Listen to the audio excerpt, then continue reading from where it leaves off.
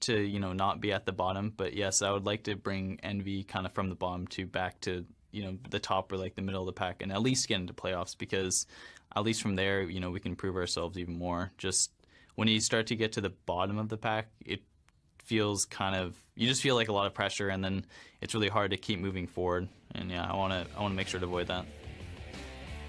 That's why it's so important to start off with wins at the beginning of the split, because you don't have those losses weighing on you as you continue forward. Showing that they're ready to fight, we're back and we're heading into a game 3 of Dignitas versus EnVy. And it seemed like with the change of Ivern to Lee Sin, things got a little more spicy in the early game for EnVy. Lyra was able to work things out.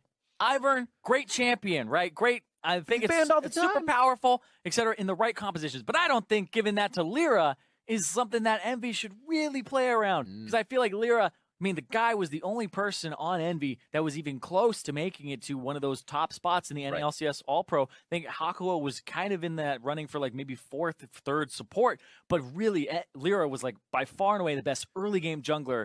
Lyra can take away your camps, but he doesn't have that early game influence that you need, and I think that putting on Lee Sin was a good adaptation. Very nicely done. And looking at Dignitas from game 1 to game 2, we said a bit of a run back of the composition. They did throw the Graves in there, which really doesn't change up too much, but it looked like a bit of complacency coming in already. We took that game 1 nice and easy. We have a scaling comp. Let's just scale again, and EnVy did not let them. Yeah, they went for kind of, once again, wait and scale, and like you said, EnVy didn't let them. And when I looked at the first game's composition, they had like the Xayah and Rakan, right? The Xayah and Rakan for EnVy, it's like, okay, kite into us and we will make the play then, or Rakan can maybe dive, and you saw Hakuo kind of go for that. Picked a pushing bottom lane, picked a roaming mid laner that can then join them, and really it was kind of that section of the map that really took over, where they were punishing this Twitch. The Twitch barely got to play League of Legends in that entire game. And when he did, he got to hit people, even though he's like, kind of doing all right as Twitch, super far down in levels, doesn't have the AD to really blow anybody up. He never got to live out that Twitch flank fantasy. He was still trying to live out the Twitch flank fantasy, though. Getting the team into some scary situations, but it seems like they were all behind it. We saw, even if they were low health, they were there, so we can see both teams making calls, synergizing well together. It's just the composition seemed to be falling apart at the right time, and we saw that complete with EnVy. We had a game where they lost pretty handily, and then they didn't even get a turret in game 2. Yeah, big win there, and that's because they picked 3 winning lanes for themselves across the board. When I say winning lane, it just means you can shove in that lane and get priority. So you can roam first, you can move around the map first, you can ward first. So they had 3 winning lanes, and then they used that. They didn't sit on their hands. Lyra played to the bottom side, which had pretty much the biggest win in it, because you are up against a scaling Twitch, you're up against this Thresh that can't really help wave clear, and you have Karma who keeps them under turret. So what do we see now coming from Dignitas? Obviously, maybe they go back. I don't want to see Thresh. The same thing. No, I don't want to see Thresh. Okay.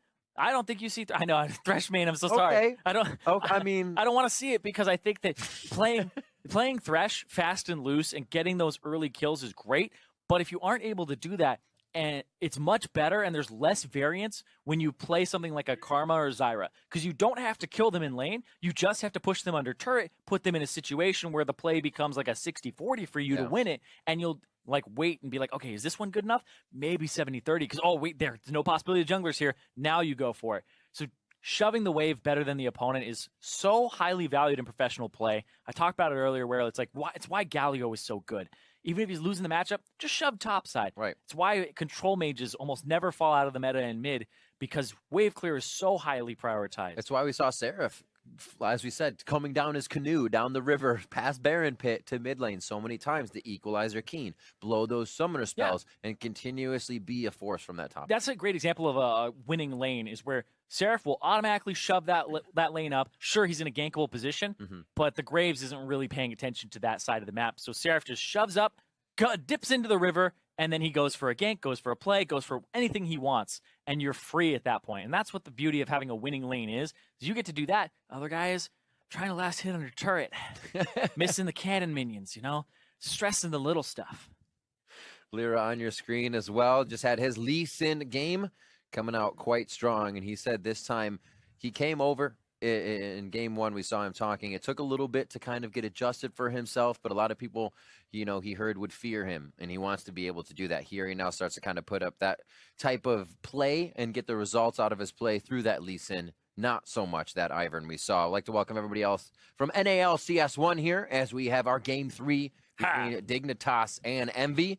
Dignitas taking Game 1, EnVy just having a pretty clean win. 0 turrets dropped in Game 2. There were kills on both sides, but now we're in Game 3 here, and we're watching Dignitas run basically the same comp, and we're going to see if they do it again. Yeah, I don't think they do that again. I feel like Dignitas, they actually took a while to get back on stage, and they had a decent amount of time as well. So there was a lot of deliberation about what they should be doing in this next game here. You can see they're coming in.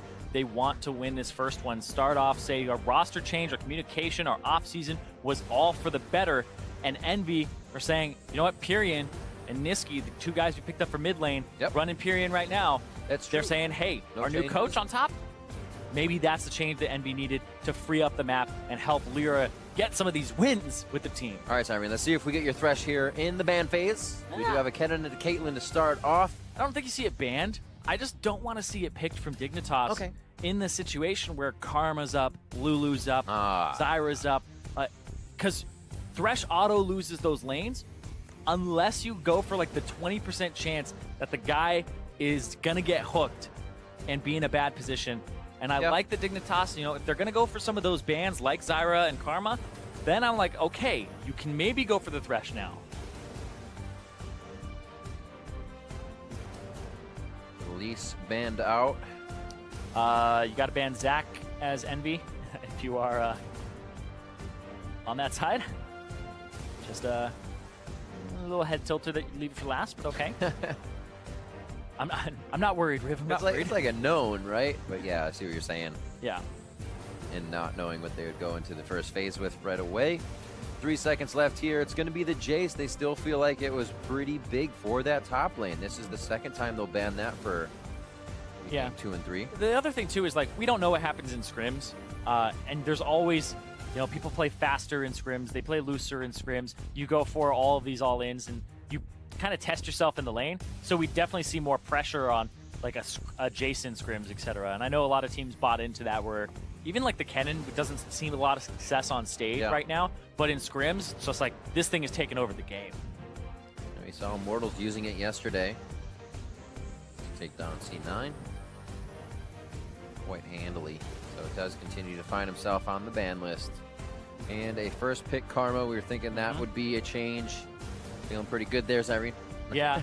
I mean, it's just, I'm surprised that Thresh saw play when Karma and Zyra were up. Okay. Because of the fact that you just lose the lane. And having no priority bottom lane means you're seeding dragons early. You're probably going to lose your bottom turret at like 10 minutes because of all the auto attack damage it'll take. And you're playing from behind the whole time. So it's just not a good experience. That's why Caitlyn is so highly prioritized and banned out, is that pretty much will win a lot of the lanes by itself too. Aggression on aggression for the early start of the jungle. I like it. Chaser brings back the Rengar. Is it another Shen here, or are you picking the 80 carry, grabbing yourself something early to start fights off? Like that, I think that's a good pick here. Have that range superiority. So Dignitas is switching everything up. As we said, they did a run back, basically changing only the jungler from game 1 to game 2. Now they're going to switch everything up here. No more Twitch in that 80 carry position. We have initiations for sure now. A lot of the things for Dig were conditional last game, and now they have that for sure fire. Just got to hit it. So I guess there is still a bit of condition. Ooh, Shen locked away. in, yeah. Taken away and put on Seraph, who's known for split pushing. I wonder what his build path will be here if he goes for something like the Tiamat even first instead of some health items. But I like it. I was about to be like, you can't pick that and not ban Fiora. So the Fiora ban does come through. Kled is another champion that does pretty well into Shen. Does all right. Galio may see a ban on top of it.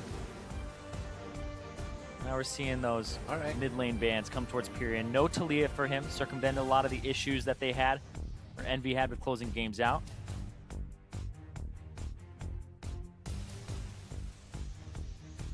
Pyrian played a lot of Victor. Had that TF towards the top. Yeah, and he also that would synergize with this one. He also was like one of those first people to pick up Kassadin and do really well with it. Yeah. It's true. I remember then Ryu kind of had some plays on it and a few others after seeing that. Yeah. Ooh, okay. I was like, what? Hey. No, like, gotcha. This may just be a Sona. Or, I'm not in love with it, but the Sona or the Nami, you'd be okay with this. Hakuo gonna go? Wow, okay. All right. I can do anything you can do better. Oh, okay, we'll see. Hakuo loves Thresh. Yeah, they both love A lot of these guys. They both do. There's so many supports. I remember there's this era in Challenger where it's like, this guy's a Thresh god. Bunny Fufu's a Thresh god. Sheep's a Thresh god. Hakuo's a Thresh god. Vermilia, it's like, oh, everybody coming up. Thresh god. Everybody plays it. Everybody plays it well as well. But we'll see if he's able to actually make some plays bottom, because this is a combo where you can go ahead and get the Thresh engage, and you can get the Varus ulti as well followed up. It's all these Thresh players, but they do not like to see a Tom Kench on the other side. I can vouch for that. Your hooks completely just gobbled up. They got jebaited. Yeah, basically. The karma is really a mid karma for Keen. Absolutely. He's going to take teleport on that as well, and they're going to take the Rumble away and put it up against the Shen and keep Seraph underneath his turret here. So now the roam possibly here from Someday. We're going to wonder when he goes back and forth between those damage top laners that he can get into now. We'll see a little bit more of that here in the final pick. What will be that mid lane? What is he going to take? Cassiopeia was towards the top of Pyrian's playlist when he was in the LCS a few splits ago, and it will be Cass again. Cassiopeia, very strong champion, especially when you can get it in the right situation, not into an Orianna, but into a Karma. So she'll be locked down, she'll be chased down a little bit. It's hard to get continuous Twin Fangs after some poison, mostly because of the fact that she'll just speed away. But Dignitas' composition, looking like a decent amount of protection. They do have some engage and an ability to kind of start a fight from far away. But EnVy have some engage, protection, pick. I'm watching Lyra, seeing who he's setting up here. I like the Cass pick up for that Rengar. Mm-hmm. You're going to have a little bit harder of a time getting in if you find Pyrian in that group. And we are about to head into Game 3. Quite a lot of Game 3s going here between the first day and second day of the Summer Split 2017 NALCS. Violet and Cop to shake hands and leave their teams now. So the rest of the strategies they have let them know. They have given, basically, just ready to let them play. Yeah, picks and bans are done. It's all up to the players. All that coaching that they went through ahead of time. Say there's only 5 or so minutes in between each game, but we've seen that do so much for these teams before. Sometimes you need to just get out, you're going over the same speed bumps, and you'd have to hear it from a different person. The coach, the rest of the staff backstage has given all of the players what they can use now. The coaching moment where it's all up to the players now. It's one of those, Jesus, take the wheels. Players, take the rift. Be good that you see this coach come out from the back of the stage and say, all right, I'm going to play now. Just get up. No more wheel taking. We're on the rift. We're going to see what happens here in Game 3. Dignitas back on blue, EnVy on the red side. And we are live. I like the pick ban and what happened there with Dig pivoting and putting Keen on the Karma in mid and keeping the Tom Kench as a secret. There's a counter pick for the Thresh. Told you I didn't want to see it, Riv. I didn't want to see it. But if Hakuo goes off and it's just one of those solo queue games where he's running around picking everybody off, it could work out. 30 seconds until It's not very good variance on it, though, is all I would say. Yeah.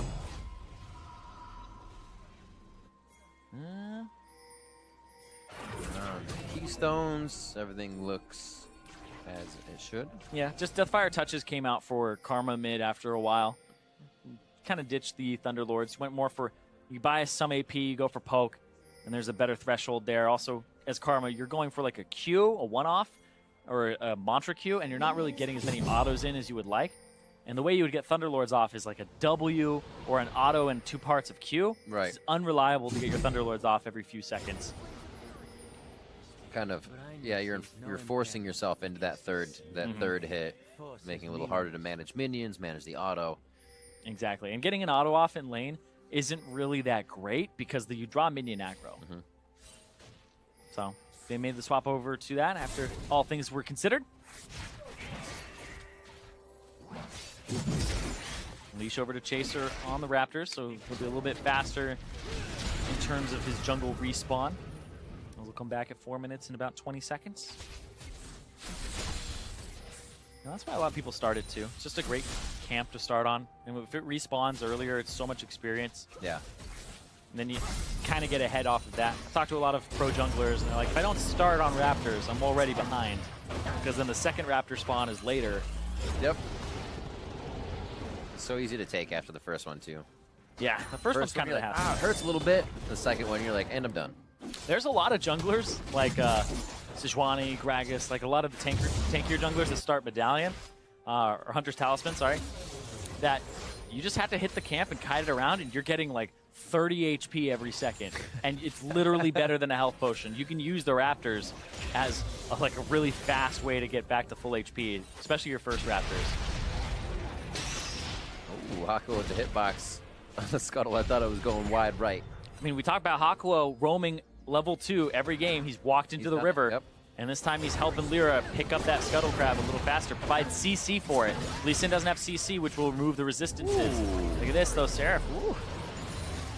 Seraph playing that Spirit's Refuge with a little too much distance. He had to take too many steps to get out of that situation. Lyra now around to the red buff.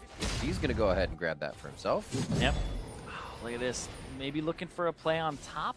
This is, once again, you're diving a Shen. Gets a little bit risky here. So Lyra starts off on the 3. Chaser going for a little bit of the Krugs, but they know he's low. The amount that he is low would be real bad if Lyra would have even been towards the top side of this map, so Seraph probably not too worried about anything at this point. Yeah, I was actually watching Seraph. He didn't put a point into any ability until like just a second ago, and he had been 3, and he hits 4 right there. He was holding out on putting a point into his W that entire time. Thinking maybe if jungler isn't on this side of the map where I'll get dove, another point in Q is better. No wonder he took so much damage going to that hit. Yeah, just went right in. And it's interesting as well, because like this is not how the matchup played last time. You look at the Doran shields, both potions of both players have already been used because they tried to all in each other and smack around, but I really think that this is something that's just kind of showcasing that Someday knows how to pressure this matchup a little bit better than how Seraph did. Or Seraph likes to actually return damage more, which I think is a little bit questionable. But I like that he went in when he had minion push advantage. When you have more minions, that's when you want to go in, especially with Taunt, because then they draw all the minion aggro. Yep. As well, he forced Someday to turn away just about 0 Flame Spitter damage in that trade, forcing the back, forcing the TP. But he actually should have it at a pretty nice, that what it call 75% mark for the top lane, and not even under the turret yet. Yep, doesn't have enough gold to actually get himself the full haunting guys, but has the components. He's fine enough with that, but look at this. Chaser. In the jungle. Oh my god. See Lyra take him away. Lyra's got his buffs. Gonna take his Raptors now. It's not Chaser's jungle at this point. I said for Lyra, you're behind if you aren't starting on your Raptors. You're taking the other guy's Raptors. There you go. So you're ahead? Now you are. Yes, he is ahead. I would say he is ahead. You can mark that one in the books. 5:26. Lyra is ahead. But the funniest part of this is the response when your Raptors get stolen is to check their Raptors and be like, haha. Please, I hope your Raptors are up. But he didn't do them in the right order. Lyra went from his red to his blue side jungle, cleared that, then he went back and cleared his Raptors. So those Raptors aren't going to be up for a little while longer. So Chaser gets nothing out of that, and that's why we see Lyra actually up a level, go looking for a gank down bottom. Chaser has been hitting Krugs left and right. Lyra hitting camps, and now the lanes onto Big. The thick skin comes through the last few hits. Gonna be close enough. Ranger's focus, not firing out enough. And Lod takes the forefront, being the meat wall for Big in that one. That is 3 summoner spells for just the exhaust there. That is a great play from EnVy. Yeah. And that hook, that thresh hook, coming up big. And then when they hit big with it and not Lod, doesn't matter. You can't get that, yeah, no. You can't end up eating the person who got hooked because it's you. So it's good to go after the Tahm Kench in this. I like that, by the way. The hook comes up big. Yep. Now it comes up Lod. Oh, Lod. Oh, you can see mid lane fighting over priority there. Pyrian playing off to the side here in the control ward. They have to be careful. Some always say it takes longer than 10-15 seconds. You got to be wary of what the other team's going to do with it, and they back off at the perfect time, basically wasting Chasers. Yeah, this time is pretty valuable as well. Right now, also, Chaser could totally be topside jungle right now, taking Raptors, taking the red buff away, but he's actually not counter jungling because he felt like that bottom turret was going to go down from the pressure Lyra was providing. And the fact that Seraph had hit 6 means that he could have actually ultied in there as well and provided more pressure. So Chaser actually doesn't get an optimal punish on Lyra in the slightest bit unless he rushes there right now. He's going as fast as he can. You see the Qs coming out on spam, but this means Lyra can go bot side now. And some days in the jungle, this probably alerts them that they are going to get countered top. They have a free bot to hit. Yeah, unless Hakuo goes for like a flash hook and hits big, there's really no excuse for this bottom lane dying because like Lyra actually shows up there. I mean, sorry, if you're taking the top side of Lyra's jungle, you have to tell your team, he's not here, he's bottom side or ganking bot, right? And they definitely infer that. Yeah, here Big would be kind of getting up, trying to get those licks in. You can see how safe they are actually playing. Level 6 just on the edge for these laners. You can see about 90% on the bottom left there for Lod. Mid's already 7. We haven't seen too much action here just yet either. Seems like both teams are kind of happy here in Game 3, getting to a certain point before getting each other's faces. It's just been about Lyra in the jungle. Yeah, they know Chaser's there. Ash Arrow is up. Apollo is not level 6 yet. Cool. Interesting from Hakuo. Almost landed. Good from Kyrian to half shove the wave and then come off to this side here. Nice little teamwork. Moby boots from Lyra, trying to get around the map a little faster. Ouch. Thought was there, but yeah, Soul Flare, the mantra up Q, doing about 20% to Lyra's HP bar. He heads back towards his top side, didn't actually lose too much in the entire situation. His red was gone, but he's got the Raptors. Yep. He's got those Krugs, so he doesn't fall too far behind. Yeah, he's still ahead in terms of experience and in terms of jungle to clear as well. Only thing that's an issue is his Raptors are now down, and the Raptors from Dignitas are close to respawning, I believe. So if he's in a position to actually pick those up soon, could be good.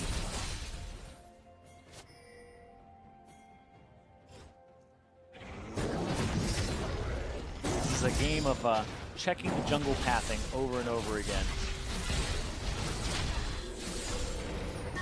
Yes, so yeah, the Raptors will be up in a few seconds on the bottom side of the map. No dragon control just yet. The Scryer's Bloom over it as Hakuo goes for a bit of the roam. He sees that he's got an opening here with that Vision Ward. As this wave clears, it might be that hook that initiates it, but it seems like it's just going to be for that jungle pressure. See if they can possibly find Chaser here. They know that Hakuo is there. The pings are actually coming in right now. Have an idea that he's definitely not bottom. What makes you say that? He's definitely not bottom. He can't get a gank top. He must be in the river. And again, we mentioned it before, but it has been such a different lane between Seraph and Someday. Seeing this back and forth with Seraph on Rumble and Someday on Shen was so different. Yeah, the CS advantage, and you can see Seraph went for, instead of adaptive helm right off the bat, TMS, so you can shove out. And that's just Seraph's style. I love when you see players and you're like, that's different than what's normal, and he just wants to be able to fight, and you can just clearly say, Lyra, sorry, not Lyra, Seraph just wants to be able to push. He doesn't like being under his turret. He likes applying pressure himself. He likes winning that lane back, and look at this. Chain of Corruption, Pyrian focus, a lot.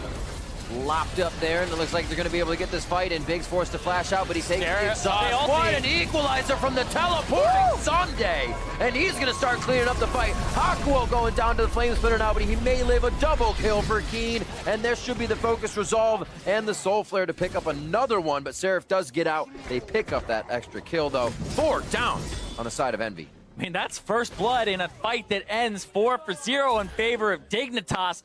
That teleport was great. The fight setup was something that you were like, okay, maybe they should have capitalized on Big's flash being down earlier, but they get the flash. It's a full-on brawl, a great team fight that you think might go the way of EnVy with the team fighters that they have, but really that turnaround there when the TP came through. Nothing had happened before that. A lot of these guys have 100% KP. And look at, that's what we were looking for. The Rumble, push the wave, teleport first. Yep, Kyrian gets the ultimate there from Shen, but then comes in, throws down the equalizer. Purion's on top of it, Lyra's on top of it, and they are just wrecking and cleaning up. That is a disgusting teleport location for Someday to come from. Back when Someday was on KT, he had some of the best teleport flanks in the LCK, and it was a question of, okay, you look at the stats, KT actually placed most wards out of any team in the world at that point, back when they were in Worlds in 2015. Someday came over here, TP flanks were a little off. Was it the communication? Was it the fact they weren't placing as many wards? Seems like whatever the issue was, it's been remedied slightly, especially that play right there, where he just came in after pushing that top wave. And you, like we said, they get that bottom turret. You talked about it, you shove Rumble top, push him under the turret. That turret took a lot of damage just from the minions. Now they can swap it. We have Lot up there to push the wave in.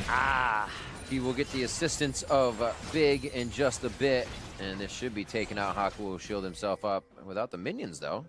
Yep. Take a while, and they're going to be very, very scared to try and do that. So top will go down 2 turrets for Dig. Yep, and that's called a tempo advantage. They just make sure that, hey, you're going to take that bottom turret much slower than we're going to take this top one. Otherwise, it would have been EnVy with a better push on the bottom side of the map. They'll get this Drake, but the top side now is a little bit in flux. They lose the top side jungle, the Rift Herald is still on the board, and there's a possibility they go for 2 turrets here, depending on what Dig really want. Well, Apollo's going to stay bot. As soon as they say see him, words, that might trigger them to go towards this top side. Someday should be able to somewhat 2v1 a situation in front of that turret with Flame Spitter. Rift Herald. But yeah, they back off for the objective to come through. The Abyssal Voyage into the Rift Herald pit. They can start it up without losing any time. It's nice. Good rotation. Going to be Hakuo just on the edge. He only is going to grab vision from this. Ooh, he gets pinged out actually. Keen started to move up very fast. Hakuo stopped in his tracks. And Rift Herald will be picked up. He knows he has a second now, possibly on the escape. He's just trying to see what kind of angle he can grab for vision. Like his tenacity and trying to get in there and continuously see what he can do. Even though that's something in the game. Should use a different word. Yeah. 2K gold lead, 2.7-ish, 8-ish here for Dignitas. They start to make sure their jungle is safe.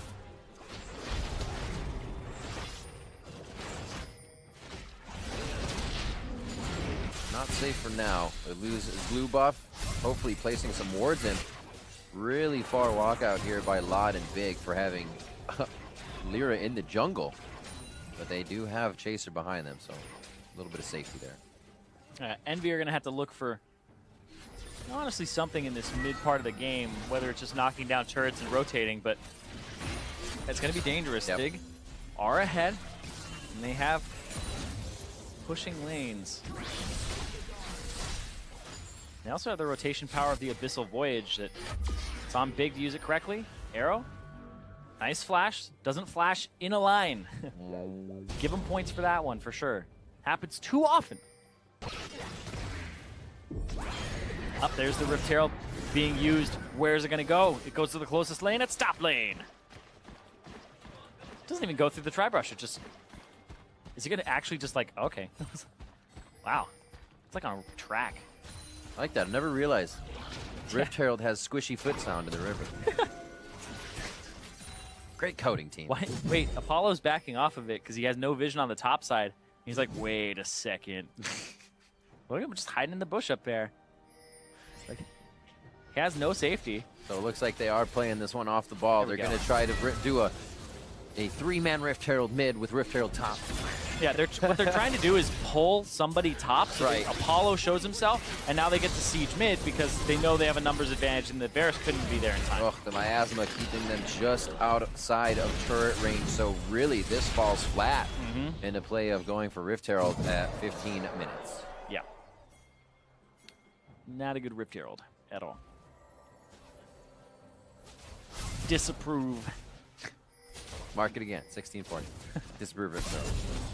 The team, however, that first fight gives them the advantage to make these little things happen. Hopefully for Dignitas, they don't continue to fall flat because EnVy will scale up. They have this team. Cassiopeia is going to get quite big, and they'll be able to lock down these fights if they want.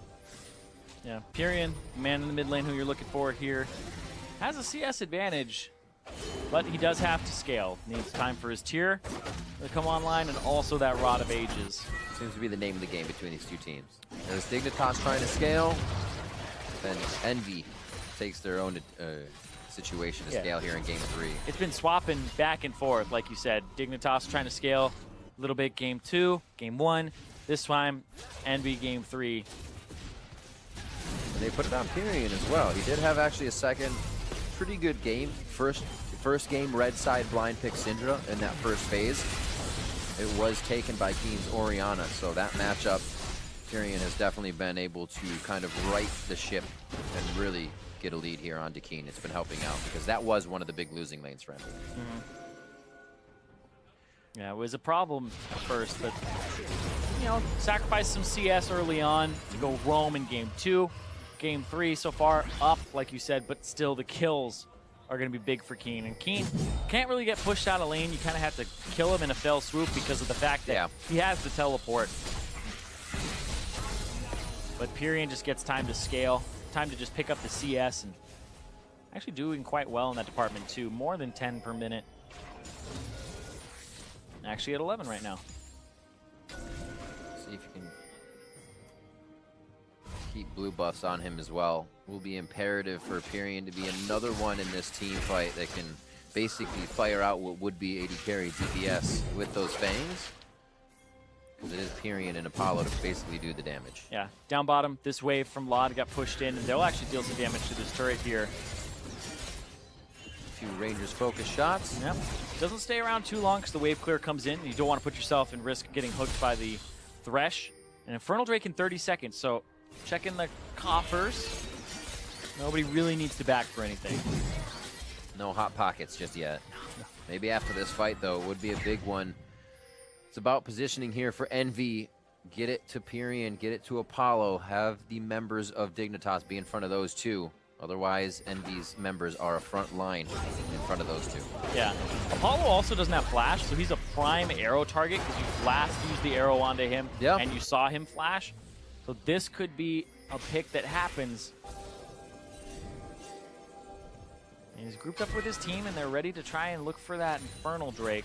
The area's been claimed by Dignitas, who just want to shove out this bottom side and go back there.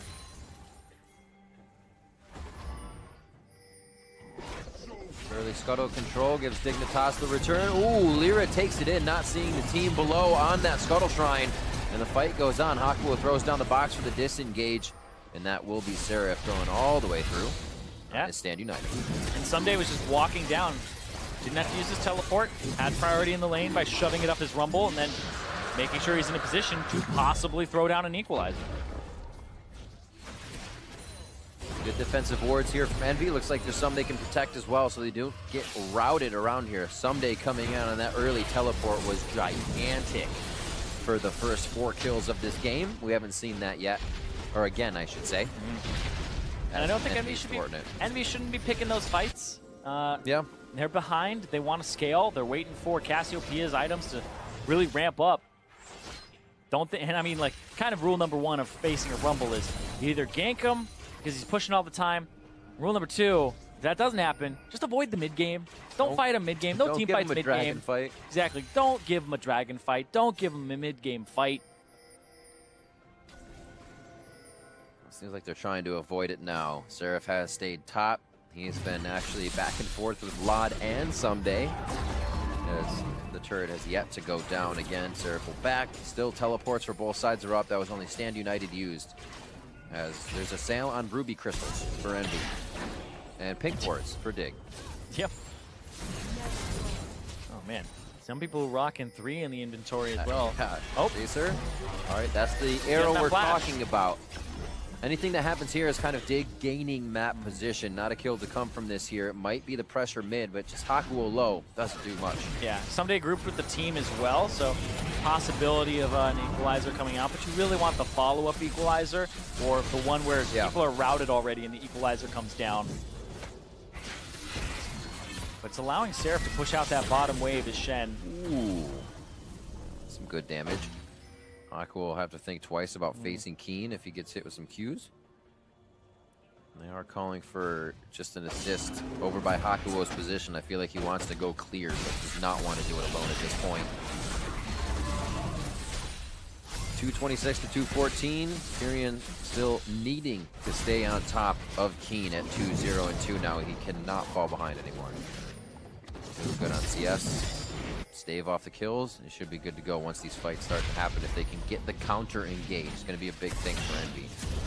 Yeah, if you can get some big shields in there from Dignitas, though, from Keen, who's got a decent amount of AP now, it could be pretty bad for EnVy, who, no, they aren't really multi-target focused or anything like that, or AoE, right? But it's really just, if they can't kill these squishy targets on Dignitas, then that shield is going to mean so much.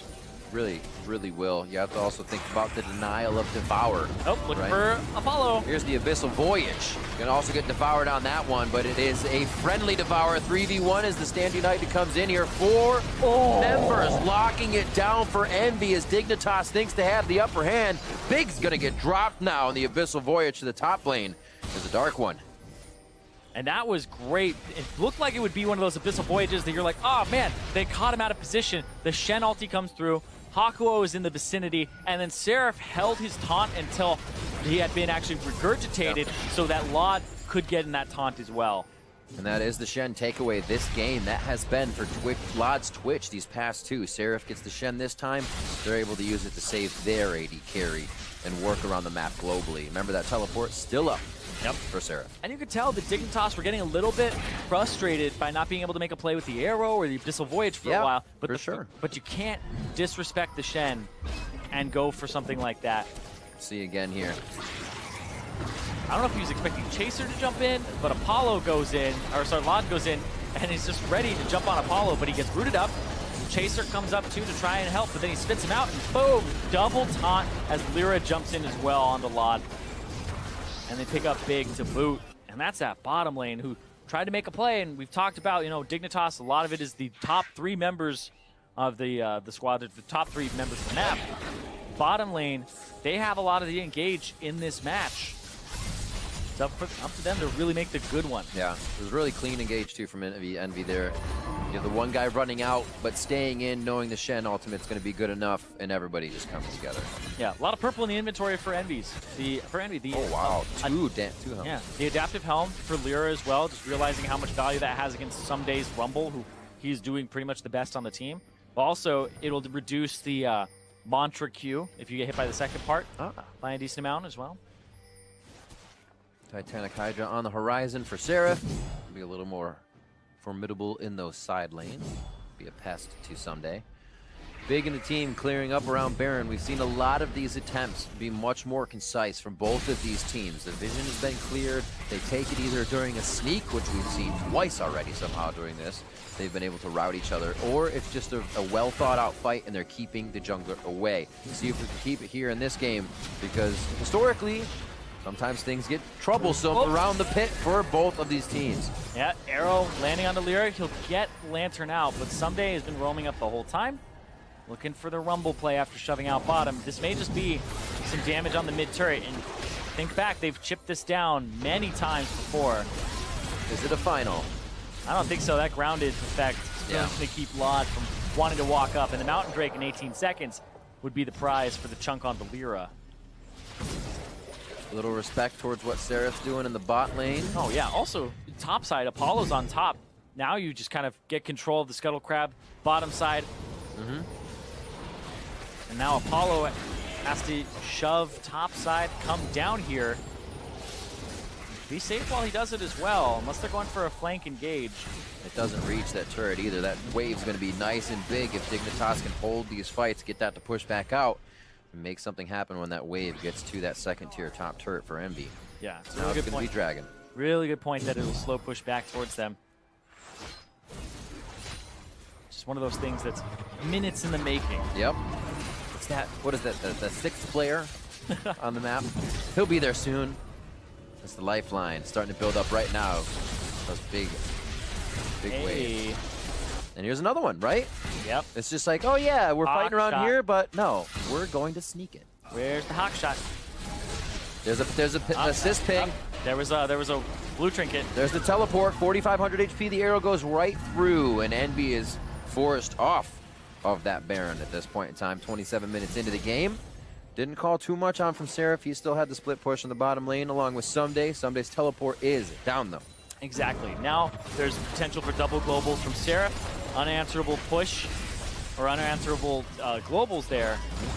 Someday will take the blue buff, but his push isn't really that strong because he's a rumble. So getting to the turret, you don't have to worry too much about it. So I think EnVy, you go right back to the scene of the crime. Oh, yeah, okay. You can kill it too. You can kill the blue ward, blue trinket if you want. They really didn't want to do it, I guess. They'll give up the Mountain Drake, and that'll give a faster Baron take to Dignitas. You really want that Mountain Drake if you're EnVy, though, because you have the Cassiopeia, and it's just is begging for you to get that, to take down that Baron faster.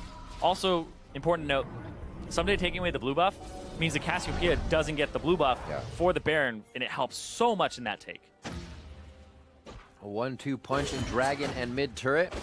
Going over to Dignitas, and you said as well that blue buff being stolen away. Someday making good use of his time, not being able to teleport anywhere. Make sure he still can stay on the bottom of the map and be a menace. Apollo, about 40 CS up now as he crests 300, first one in the game. As everybody is doing a great job at, I'm not saying not sharing, but staying spread out and getting their carries the items they need to, as we're going to get to a pretty pivotal point in the game here. Yeah, next Baron fight is going to be scary. Yeah. It's going to come down a lot to these teamfight abilities. What's Pyrion's ultimate look like? What's Apollo's ultimate look like? And once again, Apollo actually has been split pushing so much, and he kind of gets away with this because he has a Shen. He puts himself in really exploitable positions normally where Big could, like, Abyssal Voyage in, and we saw that. But it's actually put him about a level and a half up over Laud. He was 2 levels up over Laud until Laud caught that wave there. So Apollo still in a really good position. And you think about it from this perspective as well, they're supposed to be down in this game. EnVy are down 2,000 gold. Apollo's just been picking up that side farm, up 40 over his lane opponent.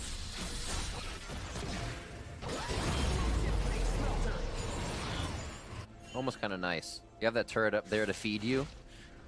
Minions keep coming back even quicker. It's like, no, don't take this top turret, guys. It continues to give you minions. If they're not pushing, don't do it. But that is mid and top. Gold that EnVy can quickly pick up if something happens in their favor. We just saw Dignitas kind of snap a strategy real quick. And here, the Baron once again on the plate. But it seems to be the last thing on their mind.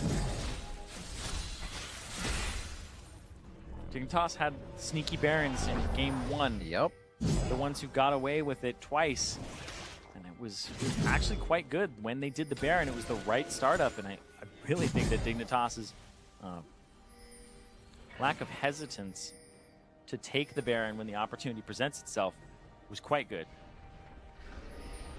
And see how hesitant they are to do it now with the lack of vision on the backside. This is what I was talking about before, is Big moving much more as a team to make these situations happen. They killed the Blast Cone too. Quick chaser hop bounce on the Blast Cone to make sure that is not as of use for Lyra or anybody to make it in. And these teams are just kind of looking for opportunities constantly, not trying to force anything, just looking. You see one, you go, oh, no, it's passed. Yep. No, it's passed. You just got to stay away from the, oh, down. Yep. Yeah, and then everybody's like, oh, wait, was it? It's passed. It wasn't that one either. Yep. Hopefully everybody stays on the same page. That can be a very strenuous thing to go back and forth on, especially when Seraph starts to create side pressure on that wave. Ping's going towards the top side that Apollo needs to re-clear. And we're going to get a bit of a spread thin here for Dignitas. This is when the right choice is imperative. Ooh, looks like Lyra is able to draw out arrow as well. Yeah, that was the arrow from Laud, and that's the pick tool that you're looking out for is EnVy. It's a good dodge there from Lyra. Good lantern from Akuo, and the setup to try and get that control ward, but it just regens right up. There's that control ward, though, from EnVy in the back of the pit. That'll actually give them vision, because control wards don't disable control wards. Yep. That's nice of them. We both have control of this area. But how much do they want to share, Irene? Because I feel like it's very little. I feel like that is There's only be one winner. Small amount. No sharing here.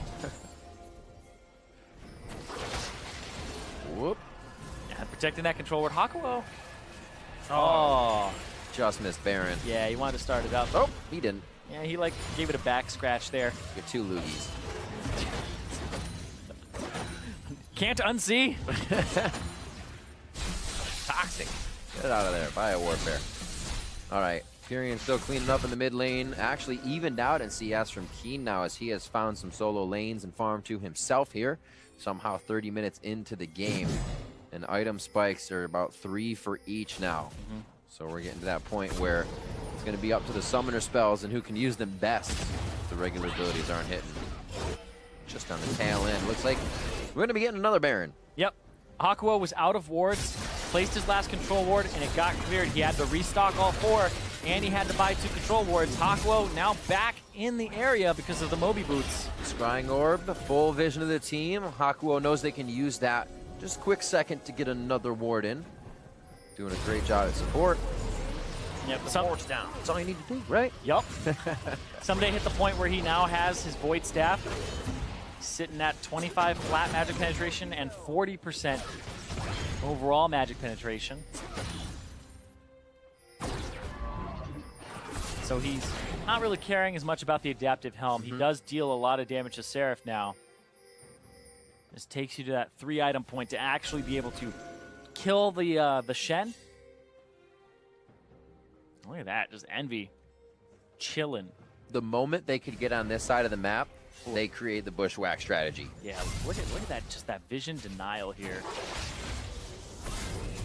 There's no vision at all for Dignitas in the Baron pit. Someday he'll be able to solo this.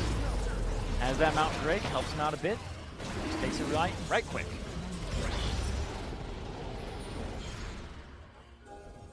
So now they have basically the entry for Dignitas. If Dignitas is in the pit, they don't see too much, but that entry of Vlad on the back line, what the AD carry is doing and where Keen may be positioned is now knowledge for EnVy. Things become a little bit easier at the Baron pit, but Dignitas have put down their own security. I was like, you know what's going to happen? They're going to start a fight right now. They're trying to outnumber Apollo. He can't reach the Lantern. Oh, can he get it to walk up the Lantern? Can he flash back onto it? It's going to be the standing item from Seraph, but they already take down Apollo and Hakuo. Seraph now in a 5v1 situation.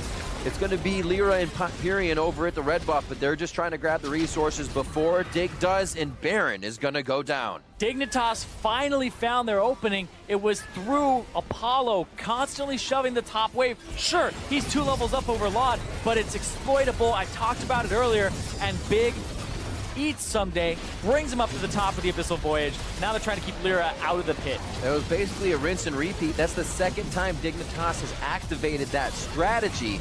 This time they had a little bit more vision when they did it. They come out on top. Lyra rather can't even get himself into a good spot to try and smite. Locked into the fight, Flash is down, and so is he for 45 seconds. And Big has been coming up big. See it again right here. This is exactly what you should do when that AD carry split pushing. But watch this, the arrow hits. Now Hakuo is also dead to rights. You can't take that Lantern or else you're just taking it into the enemy team with Chaser there as well. Definitely caught out of position there, and a great punish. Sure, the Shen is on the other side of the map, but you just got your Rumble, a great way to enter the fight with the use of the Abyssal Voyage. All of these wards being placed, but unprotected. Splitting 80 carries, but Laud saw that one coming with all of the wards that they had. And now, Dignitas get to go for a little bit more of that grouping and fighting and looking for the equalizers here. I expect them to group as 5 and try to make plays with this Baron buff. Someday. Looking for a fight with the rest of the team with teleport down. They start to head down mid lane, pushing that wave in to focus bot. And Seraph has no global for 10 more seconds here. Don't think they can start right Chaser getting just that. He's going to turn back on the fight. Sunday's next to him, gets that empowered Bola down, and they get Lyra down. He just came back up from the 45 seconds. Now it's another 50. And you're sitting there like, can he get to the Lantern? Can he touch the Lantern? No bueno, can't do it. And now they just push down the bottom side. We're going to be going for this next inhibitor turret. Second tier in mid, second tier in top. Still up. You can see how fast they are accelerating this game right now after that 30-minute Baron mark. And they are just crushing down the inhibitor. other lanes to work after this now, and Dignitas backs up to come back for mid. Yep. They still have a decent amount of time on this Baron buff, minute and 30 seconds. Killed Lyra, forced out rest of the team to give up that bottom inhibitor. Blastcone's still trolly, but now they'll pick up this mid wave, push it to the tier 2. They don't really have to back. Nobody's in bad shape at all. It's so scary, too, because you're 4v5. You lose one, then you're 4v5 again. Lyra just can't back up. You can't get yourself into that cycle. And great shots from Lod on the left side with the team help. EnVy knows they can't really engage. Not just engage, but engage. Yeah. Of course. The hard engage? There you go. 405 CS now for Apollo as he's breaking another mark. Yeah, someday Lod chilling off on the side, maybe looking for an arrow, but Chaser's on the top. Seraph has ulti as well. Don't feel like you make a play here if you're Dignitas. Feel like you back, you reset, wait for that equalizer to come back, wait for bottom wave to shove out, and you go for top mid. You go for the Elder. Yeah, you go for top mid for the next minute, and then you can go for Elder. Walk all over his lawn. He hates that. I just imagine a dragon with a cane. Come down. Out of my river! Oh, the Elder. I never actually thought of it that way. Well, there you go. Yeah. Only comes out after 36 minutes. You really just got to make it, man. He's got a lot of tolerance until that point. And he's just through with all of you guys. Oh, another voyage here. We'll see how far they go on this one. Arrow? The seas are rough. They can't seem to get the initiation that they want. Lantern out. The dark passage to the light for Lyra. And that would have, he has gone down so consecutively recently that that would have really been bad. Oh yeah, they were just constantly beating him into the ground. But you're really just waiting on that damage, waiting on Pyrian to do a lot of damage. Where's the Void Staff? It's coming in later. He's got good survivability in the Rod of Ages. There's Embrace. Banshee's Veil. Banshee's Veil. This turret's about to go down now. And they do finally get it. The last caster Winion with a shot. So Dignitas living on this blue side now. Interesting with that inhibitor being down towards that side. Letting Someday push top. They're really just kind of splitting their pressure more and more. So that's what the result they get out of EnVy is split as well. Yep. What do we got here? 0 deaths defied so far by Lod. Hasn't had a chance to use that Phantom Dancer too much. We'll see if it keeps him alive and keep track of that. A little fun thing to do throughout the game. And Dignitas owning basically everything their side to the base of EnVy. It's going to make it difficult for any blues or reds. Blues mostly for Pyrian as well to keep these sieges stopped and the fights won. Yeah. You're waiting for Pyrian to deal a lot of damage. Level 18 for both him and Apollo. Lod just hitting 17 himself, so was 2 levels down. But now you have Hakuo sitting level 12. Those 2 levels that Lod was down funneled into big. So support is actually a bit ahead now. Doesn't mean a whole lot in the grand scheme of things, but look at the way the map is being played. This Elder Dragon. So angry. Yeah. Looks like they are going to back off. Just taunting. He hasn't had his nap. Here we go. Back down to the Dragon. They're going to have a little vision control here. And a gigantic wave heading to the base. Yeah, gigantic wave. The bottom side that was going into the turrets. They see Apollo trying to clear it out. How are they going to start this? All right, Lyra gets Lyra's got to get over. in if he wants to steal. Lyra does 2K. not have... Or he does. Now they fight. Not a word to use for a moment. He does not to. Lyra with the stand united on himself. Stunned is going to be Pyrian. Can't get in. Flashes to hit Lot. Only gets us back. Not going to stun him up.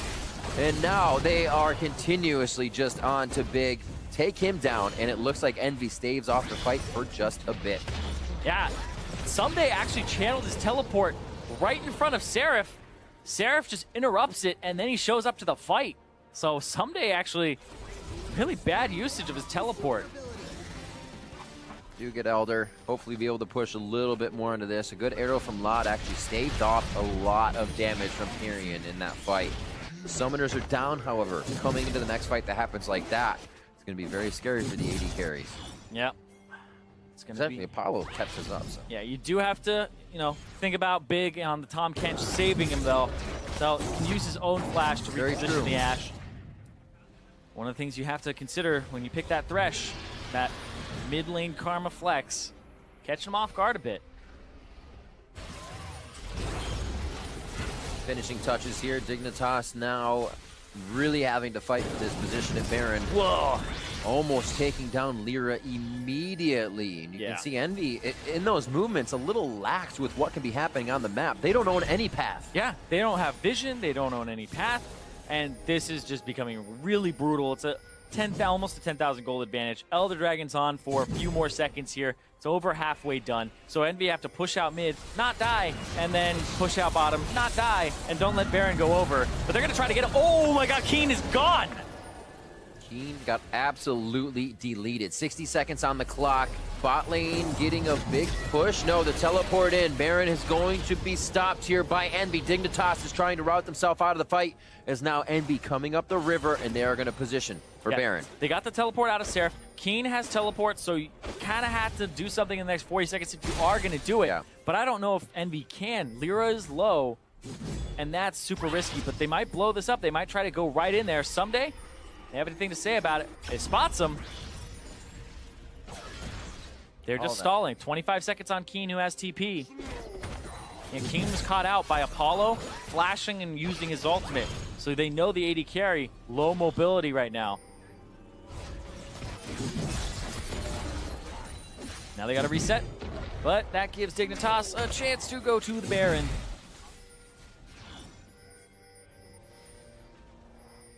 Tons of pings going down. Yep. Musical pings right now from everybody.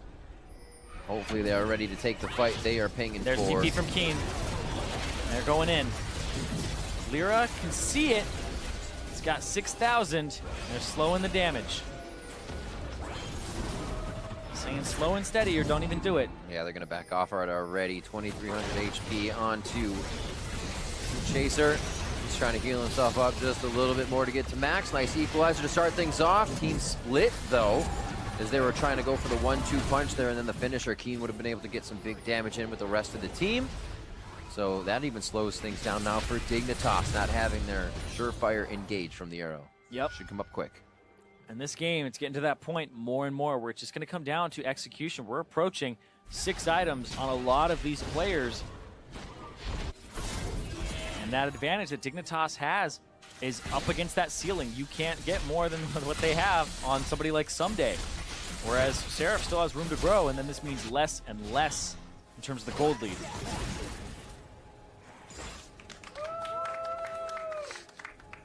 We're at that point again. We are. It has reached the Ward Wars. What will happen, Zyrene? Ward War 3? Ward. Wow. Looks like Baron's going to be part of this one.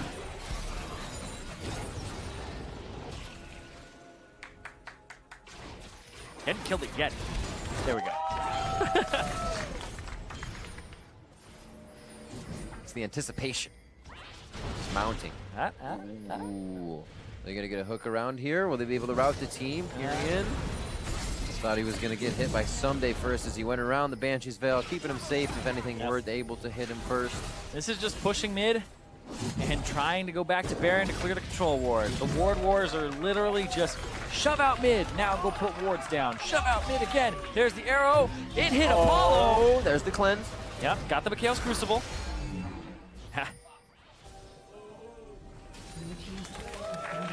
Hey. Progress.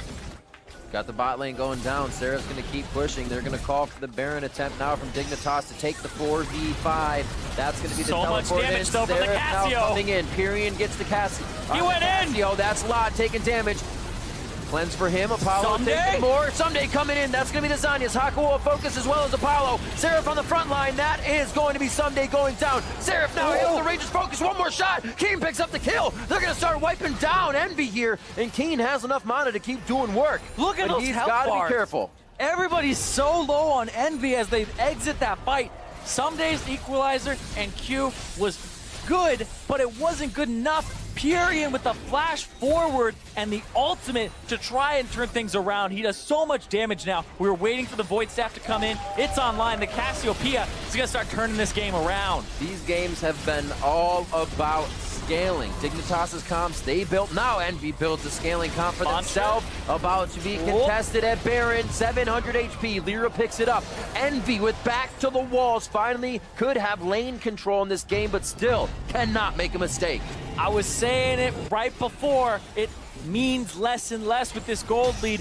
It's all about how you play it. Big got caught, grounded, can't get out, picked up. Pyrion does so much damage now, and then the ultimate separating Laud and Keen to the left side, and then on the right side, Someday goes in, Chaser goes in, and they go down as well, and it only costs them Seraph on the back of this. Let's see how fast EnVy moves with this now. There's no time to rest.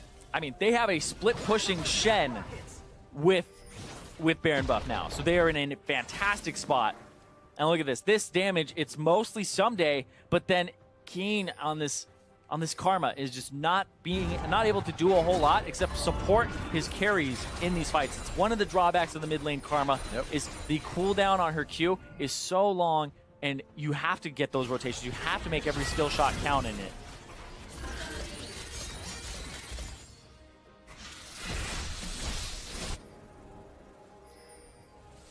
Slow movements now from Dignitas as they have had all the time in the world to play on EnVy's side of the field. They were at inhibitor turrets, doing damage to that inhibitor, and now Fear moving across the river against this Baroned up EnVy team. EnVy now finally placing forward wards in to make some moves. A possibility of a fight here, but Keen backs off quick. Yeah, this Baron actually probably gets EnVy back to even or above. They'll take this turret. They have a push on the top side. They'll take that turret, that tier 2. And they have turrets to take. There's 3 to 7 right now. You just have to walk up, avoid arrows, and they have the Mikhail's Crucible as well. He'll get it with this siege minion. Yeah, just protect it, put your body in front of it. Now Riley's Crystal Scepter for Someday as well. Making sure that he slows him down. There they go. Now it's only an 800 gold difference between these two teams. When we were looking at an almost 10,000 gold advantage for Dignitas during the mid game. Props to EnVy for weathering the storm, making the right moves, being able to, obviously the wrong moves when Lyra went down, but stopping that from being any more of a snowball from Dignitas. A lot of back and forth from each team, and I'm sure they're learning a lot here in this first game, or I'm sorry, third game of their first series of the summer split. Yeah, and Dignitas, they've gotten a few Barons, and an Elder Dragon has already gone down and is about to respawn in this game, as they are now neck and neck in gold. 2,000 gold in the hands of Pyrion and Apollo. 2,300 actually. 3,500 for Seraph. He sold and rebought. I was like, where did that come from? You taking out loans? Like, give me that Knight's Vow, baby. Let's go. This is the late game dream. Keep somebody else alive. I looked up the chart and I was like, what? Yeah, now Seraph is going to be trying to keep alive his carries here. Apollo has the Knight's Vow on him from Seraph. Not Pyrion, just trying to keep his 80 carry alive. And this is just, this whole match, like, getting that one in that win category is just a team fight away for both of these teams. It's 3 hours worth of work, son. Uh-huh. Here we go. And this one might be an hour itself. 10 to 7, as you said, the gold finally evened up. And it's a 5v5 looking at each other. Shen only on the top side here. This is either a fight or they're just going to decide to guard it. Yeah, Elder Dragon, 10 seconds. Hawk Shot, one of them used there from Laud. 15 seconds on his next one. And that's just mid lane priority. But top side, Seraph banging on that top base, getting in there. And they're going to route back around. Well, they're going to start Elder Dragon. You start it here. You try to get the Shen to come in. Holy Look at that. Moly. And it's down, and Elder's there's the arrow. gone. Which way do they go? If they win the fight, they go straight to the base. Pyrion got a great stun. Pyrion hits that.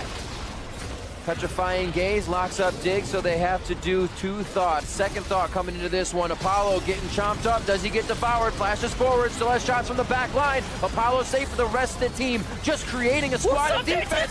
Someday TPing in from the top side. And now they're going to start melting down EnVy. The follow-up from the rest of the team as EnVy was trying to figure out where Someday came from, how to do it. Do they reassess the fight well enough? Hakuo with the hit, but Adaserif does not have the damage. And Dignitas comes up huge. What is going on in that fight? The Elder Dragon goes down so fast to the damage of Dignitas. They get it, and then the fight afterwards is just absolute insanity. Someday literally TPs mid-fight to get himself in the middle of the lane. They're going to be on the Nexus turrets. Dignitas with the lead, but letting EnVy back into this game. Very scary towards the end. The final shots on the Nexus. 2-1. Dignitas take down EnVy. Dignitas, they improve on where they were in terms of communication. The game was hectic. It almost got completely away from them. But they're able to take down EnVy, a team that was looking like they could be giant killers. But the 10th place team starts off with a loss at the beginning of summer.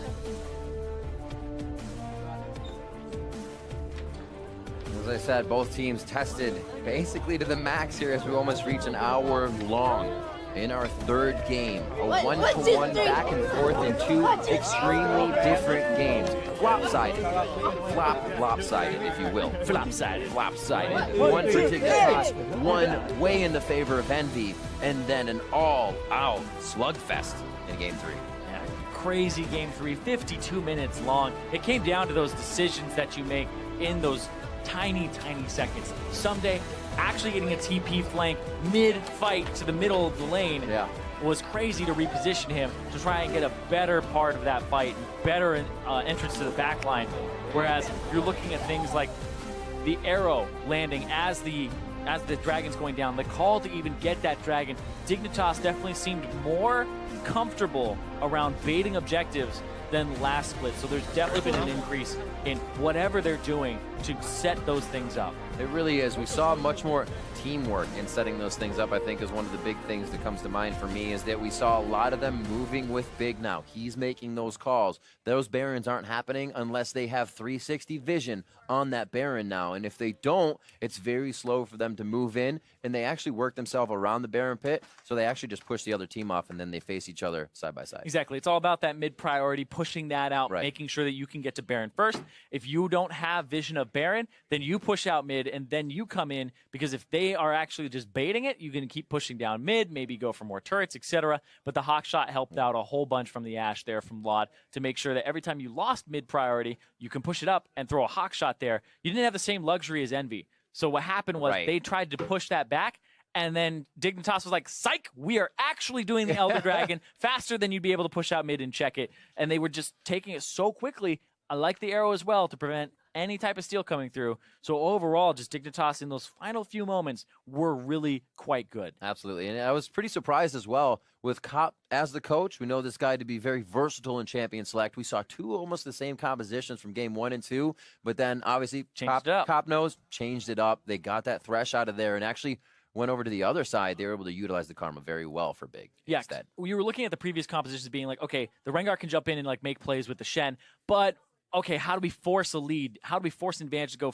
further if we don't have the Rengar, if we have Graves instead? And they were like, okay, well, let's take mid-game fighters of Rumble, and then let's take an Abyssal Voyage, an Arrow. Let's just throw things that can start fights if they had an advantage. They got an advantage, but then they ended up having to bait a lot of objectives instead of going for those picks because they weren't really working out, and the Shen was countering a whole bunch. At least they have that spot where they can go back, start from, kind of look from there. For more on that series, let's send it down to Captain Flowers, who's standing by for an interview with Team Dignitas' newest member. Thank you very much, gentlemen. I am here with the newest player on the Dignitas squad, Big. Now, the first thing I got to ask you, how did you guys feel at the end of that third game? Because things were looking a little bit shaky as EnVy was scaling up, and then you win the fight, you go for the win. Walk me through what was going through your minds during that.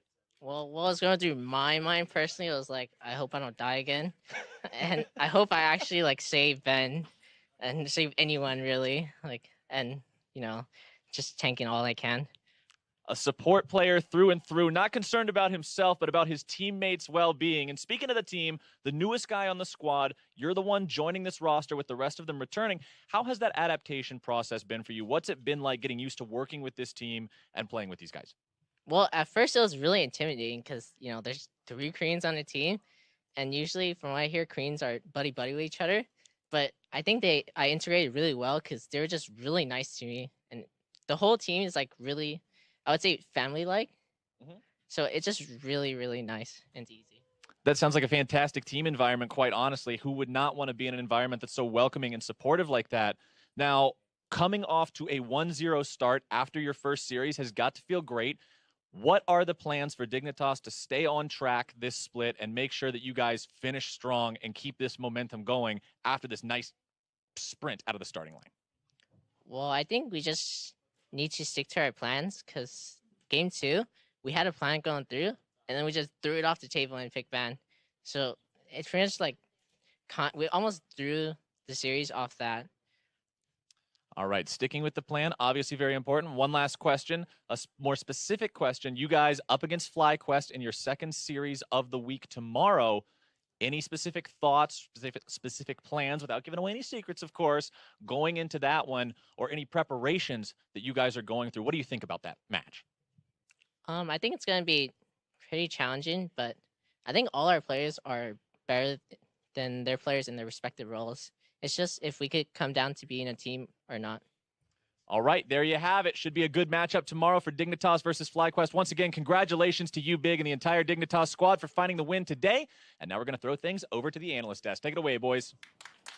Thank you much. Thank you very much, Captain Flowers. Big there, the newest addition to the Dignitas roster, always touted as one of the more vocal players in the North American LCS. And I think as he speaks about for that squad, the challenge will be sticking to their plans and executing on the strategies that they've, put together coming into the week. That'll be one of their biggest challenges, but also one of their greatest areas of gain, at least as a roster. And him being a vocal member is going to be a large part in making that happen. Yeah, he talked about having a team with 3 Koreans on it, sometimes being a little cliquey outside the game. The bigger struggle, of course, is when you get inside the game, making sure that they understand the plan and they're on the same page with you. And then executing it itself is a whole different story, and knowing that this is the exact time you want to go. And I think with that in mind, if we look at this 3-game series as a whole, within each skirmish, within each play executed by Dignitas, you can see clear intent. Of course, There is plenty of room for cleanliness around the execution and making sure that, hey, every fight we take is a one fight once we've established advantages instead of taking more,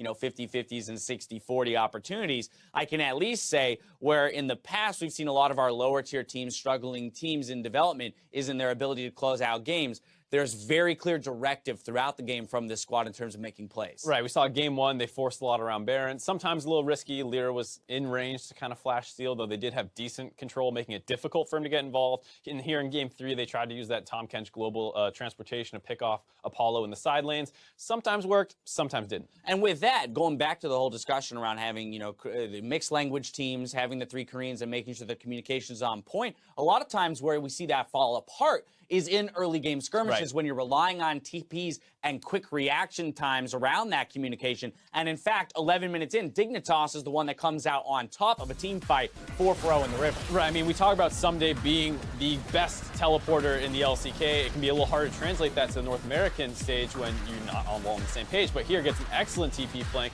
drops the ultimate to cut down, slow people off so that his rest of his team can chase down while also getting a lot of damage. He's able to burn multiple members and set his team up for this really, really early 4-0 that brought the game completely in their favor. And it was kind of surprising because we're used to EnVy being that early game team. Lyra's back on Lee Sin. You think he's going to go crazy, but they didn't find any advantages prior to that team fight. Right. So when Dig is able to find such a great flank, they take complete control of the early game, and EnVy is not in their comfortable area. And what I love from there is that it's clear from that point onward in the game, they understand what their win conditions are, right? What are the abilities and cooldowns that we need to play around in terms of extending our objectives? Again, or advantages, rather. Again, they don't always capitalize on them. Those skill shots don't always hit, and that's okay. The point is that they understand this is the sequence of events that must occur in order for us to extend our advantage. Right, and you saw that in the top side the first time that they used the Tahm Kench ultimate to try and pick off Apollo.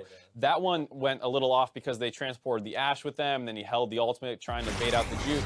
The second time they looked for it, they bring the Rumble in and just snipe Apollo with the Ashe arrow, and he's able to drop the Rumble equalizer right on top, and Apollo really doesn't have anywhere to go. She can't get away from a Rumble who does a lot more damage through the Shen shield than an Ashe could. So this time around, this global play works out, able to get a couple pickoffs here, and that opens up the Baron, which really brought the game into Dignitas' favor before they started struggling again. And what I love about that is a low-risk play, right? With the vision that they had, with the numbers advantage that they have, it's a low-risk play. Hey, the arrow misses and he clicks the lantern. Oh, well, he gets away. Whatever. But as soon as it hits, everyone's there following up on the call as it was made, and because it all happens in an instant, they do secure multiple kills, a big advantage on the back end of that. I want to fast forward now to the final fight of the game, 51-30, because this is our point. There were still moments where EnVy finds their way back into the game, and we want to see Dignitas be cleaner in their execution, but they do scrape it all together here in the final fight. It's largely due to the fact that they get the Elder Dragon burn. We saw a late game team fight already go in the favor of EnVy. They have the Cassiopeia who does a ton of damage late game.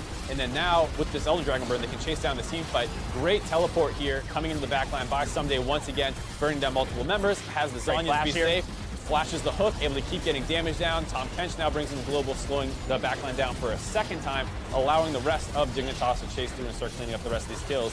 It still gets a little dicey at the end. You see, this is why it's so important to have that Elder Dragon burn, because without that, they might lose this fight again. Exactly, and this is where we say this game probably could have ended 10 minutes sooner if everything's played correctly from the point in which they have an advantage, but even still, it's nice to see that they do come away with the victory, given the fact that they built up those advantages and did understand their win conditions. Player of the game going to Someday, as was mentioned both in the first replay where he TPs in, has an incredible Rumble ult, and even there showing mechanical prowess in the late game team fights. Definitely one of the most important factors for Dignitas, being on that carry Rumble, getting his own leads, making the big TP plays. A little bit of a head tap to Big. First game for Dignitas coming up pretty huge with Tahm Kench, and in the first couple games with the Thresh pick as well. And that's where I'm going to be really curious to see Dignitas grow throughout the split, is how does he, as a vocal member, slot into the team and continue to be a leader from the support position in terms of helping their growth strategically and not just individually. I think it's a good meta for him as well, given the fact that if you're stuck on the Lulu Karma, sure, you can do the shot calling, but it's not quite all up to you to really pull the trigger. Now, if you're playing things like Thresh, Rakan, Tahm Kench, all of them can kind of have their own go button. Right, I get to say go, but I also get to throw the skill. That makes us go. Now, before we wrap up our day, let's go ahead and pull up the standings. CLG, they're going to end their weekend at 2-0, while TSM, Echo Fox, and Team Dignitas look to copy that record with their upcoming matches. We'll see who can make their Week 1 dreams come true with our games tomorrow. Coverage kicks off on NALCS 1 with Immortals versus TSM, then FlyQuest take to the battle arena against Team Dignitas. Over on NALCS 2, Phoenix 1 hope to get their first win of the split against Team EnVy, and after that, Team Liquid aim to take down Echo Fox in the Battle Theater. Any particular matchup tomorrow that you're looking at? Of course, it was so early on into the season. It's not so much about standings and beating those above you. It's what kind of matchups are you most excited for? I think the one for me is TSM versus Immortals. We heard the fact that Doublelift was saying, Immortals bot lane's actually not that bad. He thinks they can still smash it. How will Immortals actually stack up now with this kind of new look where they're focused more on playing control and set team plays versus the very scrappy, aggressive style that we saw last season with Dardoch at the helm? Yeah, I think it's a really interesting look at that trade. We go back to it over and over, but, when we were looking at it as, hey, CLG got the better of his deal with the big playmaker in Dardoch, I think a lot of people undervalued the consistency of Xmithie and his willingness to play the supportive position. Again, there's a finite number of resources on the map in terms of League of Legends. And Dardoch used to take a lot of them in terms of what the team needs to follow up with him on. Now, Xmithie's more of a setup tool for other people to get their own leads. And after, beating Phoenix 1 yesterday, seeing how much improvement they can actually make in this season is huge. Going up against TSM now, they have a tough first week. I was going to say, it's a very tough first week. Tall order to see if they can come away with a 2-0, but we'll see if they can do it. For now, though, we've got to say goodnight to you. So for myself, the casters, and the entire live broadcast crew, thank you for watching. We'll see you tomorrow for more North American LCS. Good night. I wanted to see.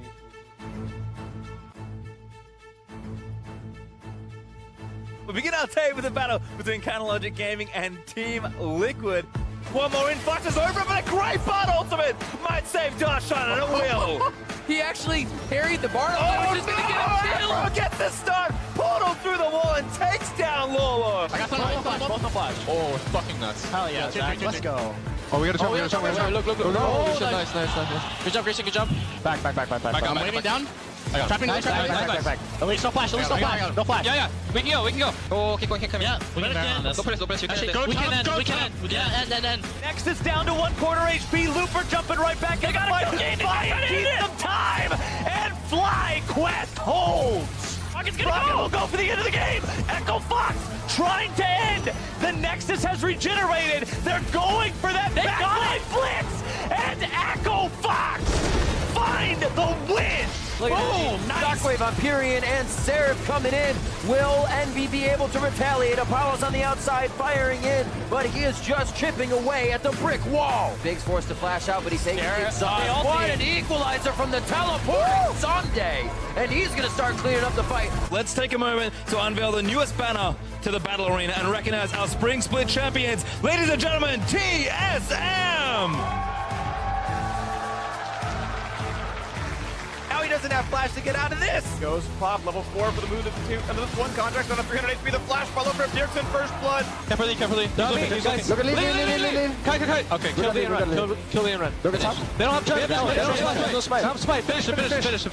Contracts is dead. The fight continues on the backside. Smoothie forced to run away. They're going for the steal. And it gets picked up by Bjergsen. Down goes Sneaky. Down goes Smoothie. As Contracts left alive.